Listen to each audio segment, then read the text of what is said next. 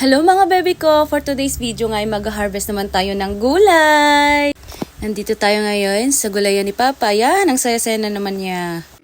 May sitaw, may talong, may okra, lahat yan tanim ng aking Papa. Ayan si Papa, namimitas ng sitaw. Grabe, sobrang galing niya magtanim.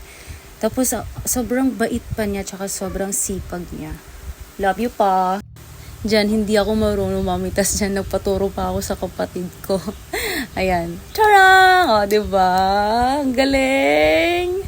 Next naman ay mag-harvest tayo ng talong. Oh, talong, talong, oh, talong. Alam nyo ba, kahit sobrang init, masaya ako. Masaya ako. Makabannog gaya mga beshi! Ayan, merienda time. Ang pinakagusto ko.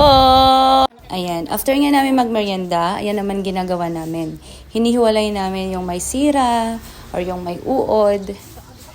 Wow, yan na lahat yung mga binuras nila. Binuras! Mga pinitas nila. Alam ko, masaya si Papa, yung pagod at pawis niya.